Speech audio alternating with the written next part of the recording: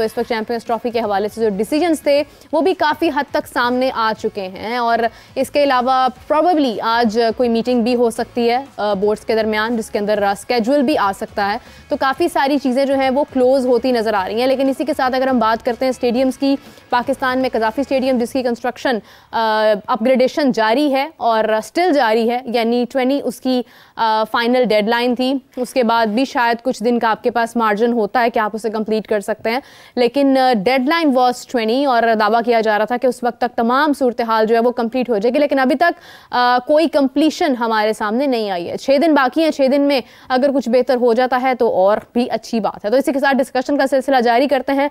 मेरे साथ मौजूद हैं आप सबकी जान, क्रिकेट की शान हाफिज़ इमरान। अस्सलाम वालेकुम हाफिज़ साहब, कैसे हैं? वालेकुम सलाम मीरा, बहुत शुक्रिया आपका। दूसरी जानिब नाज़रीन, आपके favourite sports analyst, sports journalist Zeeshan Rana साहब, अस्सलाम वालेकुम, कैसे हैं? Thank you very much, Birab. Thank you for calling me to the show again. So let's start the discussion. सबसे पहले तो डेफिनेटली पाकिस्तान और साउथ अफ्रीका के दरमियान मैच T20 सीरीज़, दूसरा मैच, पहला मैच भी हम हार गए, दूसरा मैच भी हम हार गए। हाफिज़ साहब, अगर हम बात करें साउथ अफ्रीका की बॉलिंग, इतनी मतलब एक ऐसी बॉलिंग नहीं थी जिसमें तमाम नाम उनकी टॉप प्रायोरिटीज़ थे और टॉप पिक्स थी। लेकिन ठीक है, उन्होंने पाकिस्तान के खिलाफ अपना जितने भी प्लेयर्स को आजमाया, उन्होंने अच्छी कारकर्दगी दिखाई, 5 विकेट्स हासिल कर ली उन्होंने। और बैटर्स ने जिस अंदाज में, हेंड्रिक्स ने पूरा स्कोर सिंगल हैंडेडली अगर हम देखें तो आधा स्कोर तो वही कर गए, पीछे रह गए वैन डर ड्यूसन, बहुत शानदार इनिंग्स खेली।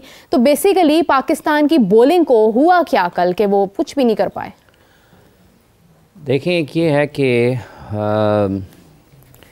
पाकिस्तान के बॉलर्स अगर गुज़िश्ता 1 बरस में उनकी नाकामियों को देखते हैं, जब जब कभी उनके ऊपर बोझ आया और जो तवक्को उनसे थी वो उसके मुताबिक खेल नहीं पेश कर पाए, तो इसकी एक वजह यह है कि शायद जो ऑप्शंस हैं किसी भी बॉलर के पास रन्स रोकने के लिए या फिर विकेट लेने के लिए, वो उसकी तरफ जाते हुए ज़रा कम दिखाई देते हैं।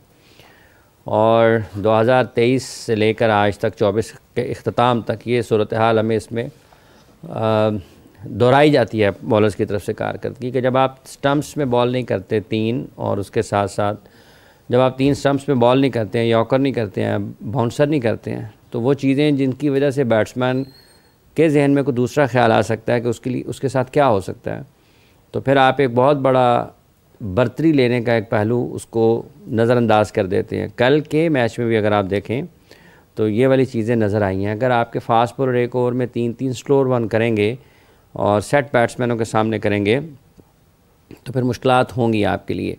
ये एक बड़ा मसला है पाकिस्तान का। दूसरा ये है कि अभी साउथ अफ्रीका की टीम के ख़िलाफ़ ये जो खेल रही है T20 मैचेस, इसमें साउथ अफ्रीका का अपना रिकॉर्ड अपनी होम ग्राउंड के ऊपर गुज़िश्ता कुछ अरसे में बिलखुसूस T20 क्रिकेट में अच्छा नहीं रहा, लेकिन उसके बावजूद वो पाकिस्तान के ख़िलाफ़ इस T20 सीरीज़ में अब तक आप देखें कि दोनों मैचेस उन्होंने जीते हैं, बावजूद इसके कि उनके बहुत सारे ऐसे खिलाड़ी जो कि उनकी टीम का अहम हिस्सा होते हैं, समझे जाते हैं, वो टीम में शामिल नहीं थे।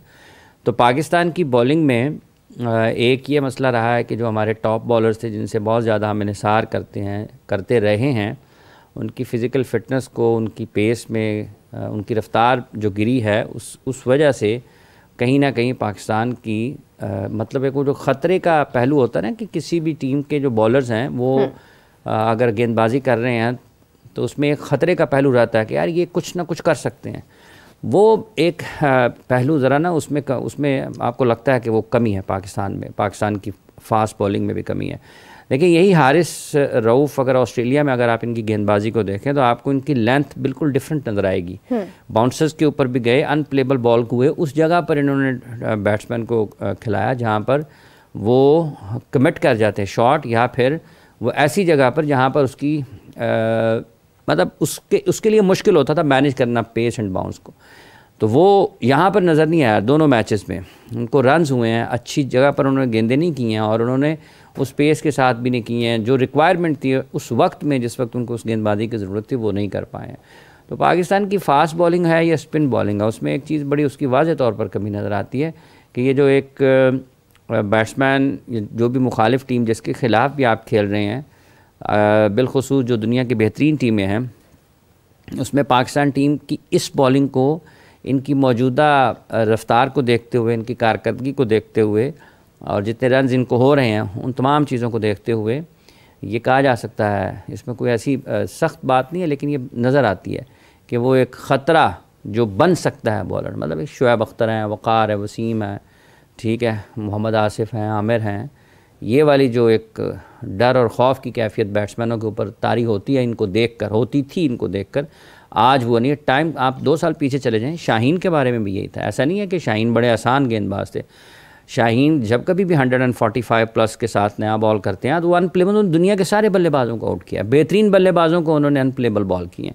तो वो पेस जो है 145 प्लस शाहीन अगर करते हैं तो जिस तरह से उसने हवा में घूमना है, लहराना है, उसको मैनेज करना दुनिया के किसी भी बल्लेबाज के लिए मुश्किल होगा। तो ये एक पहलू है पाकिस्तान की बॉलिंग में। स्पिनर्स भी वैसे ही हैं, फास्ट बॉलर्स की कंसिस्टेंसी नहीं है, पेस नीचे आ गई है, तो ये मुश्किलात हैं पाकिस्तान के लिए। और मतलब 2-3 बैटर्स के ख़िलाफ़, 2-3 बल्लेबाजों वाली टीम के ख़िलाफ़ आप पहली इनिंग्स में आपके बॉलर चले हैं, और देखें ये होता है मसला।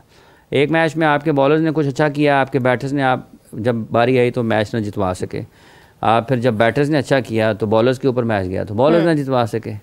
तो ये है मुख्तलिफ। पहला मैच जीता होता पाकिस्तान तो हो सकता है दूसरे मैच में खेल का नक्शा मुख्तलिफ होता, बट ये है उसमें साइम बड़ा अच्छा खेले और उनकी तारीफ़ होनी चाहिए, और अल्लाह करे कि वो वैसे ज़मीन पर रहते हुए अपनी कारकर्दगी आसमान पर लोगों को दिखाते रहें, फ़िज़ाओं में नज़र आए कि वो ऊपर उड़ रहे हैं, ख़ुद ज़मीन पर रहें, कारकर्दगी उनकी हवाओं में रहे, अच्छी चीज़ है। शॉट्स हैं उनके पास, दिलेर हैं, टाइम है शॉट खेलने का, वो सामने देखते नहीं है कौन बॉलर उनको बॉलिंग कर रहा है, उनकी रेंज अच्छी है शॉट्स की, स्क्वायर ऑफ विकेट अच्छा खेलते हैं, सीधा मारते हैं, ड्राइव वगैरह उठाकर खेलने की सलाहियत मौजूद है। अच्छा पाकिस्तान की T20 टीम के लिए भी ये, और ये एक अच्छी चीज़ है। लंबा खेलें, जैसे मिलर खेले, ये भी लंबा खेले, वैंडर डूसन लंबा खेले, रिज़ा हेंड्रिक्स लंबा खेले। जो आपके स्टेबल प्लेयर्स होते हैं जब वो खेलते हैं तो उनका यही काम होता है, आपको लंबी टीम इनिंग्स को लंबा लेकर जाएँ। कुछ रन्स बाबर ने भी किए हैं, वो भी खुश आइंद है। और बाबर और रिजवान को अपने बैटिंग ऑर्डर को देखना है कि साइम की मौजूदगी में उसके साथ छेड़छाड़ नहीं करनी चाहिए। अब अगर आप उसको खिला रहे हैं तो आप उसके फेलियर्स, उसकी नाकामियों को अपने सर पर लें और फिर उसको बनाएं। मतलब बहुत सारे ऐसे खिलाड़ी हैं दुनिया क्रिकेट में कि जो इब्तदाई तौर पर नाकाम हुए। वीवीएस लक्ष्मण उसकी बहुत बड़ी मिसाल है कि जब उनका करियर शुरू हुआ था तो वो जिस तरह से आउट होते थे और जितने कम रन्स पर आउट होते थे, वह यार ये पता नहीं क्यों खिलाए जा रहे हैं, क्यों खिलाए जा रहे हैं। लेकिन जब जैसे स्टेबल हुए, उन्होंने इंटरनेशनल क्रिकेट में एडजस्ट करके फिर उन्होंने इतने बड़े बड़े मैचेस इंडिया के लिए जीते हैं और कितनी शानदार क्रिकेट उन्होंने खेली है।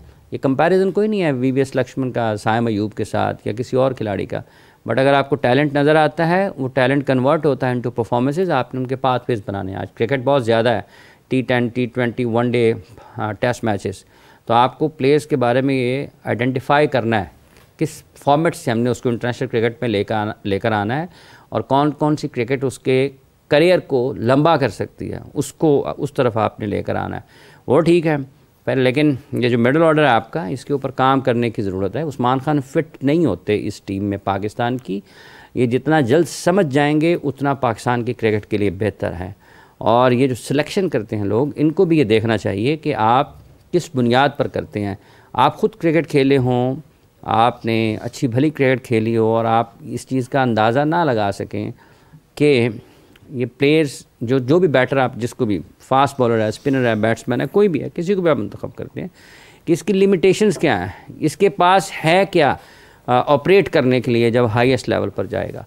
तो उनके पास चीज़ें कम है, मतलब आपको नहीं खेलने देंगे लोग आपके सामने। ऐसा नहीं है कि कोई बड़ी आसानी से आपको आपके पसंदीदा शॉट्स खिलाएगा और आप रन्स कर लेंगे, ऐसा नहीं होता। उठा के देख लें वर्ल्ड कप 2024 से पहले जब से वो टीम में आए हैं, उन्होंने कहाँ पर कैसे परफॉर्म किया, उनके रन्स निकाल के देख लें। जो लोग सेलेक्ट करते हैं तो बता दें लोगों को कि किस बुनियाद पर सेलेक्ट करते हैं, उसको उससे बेहतर अंदाज में आप किसी और तरफ देख सकते हैं या आप कुछ ना कुछ करना पड़ेगा। लेकिन ये जो आप दिखाते हैं इंटरनेशनल लेवल के ऊपर इस तरह की क्रिकेट, ये पाकिस्तान के क्रिकेट के लिए मजमूई तौर पर अच्छा नहीं है। और पाकिस्तान को मैच जीतना चाहिए था। अपने बॉलर्स पाकिस्तान के, उनको आप खड़ा होना पड़ेगा इस टीम को दोबारा उठाने के लिए।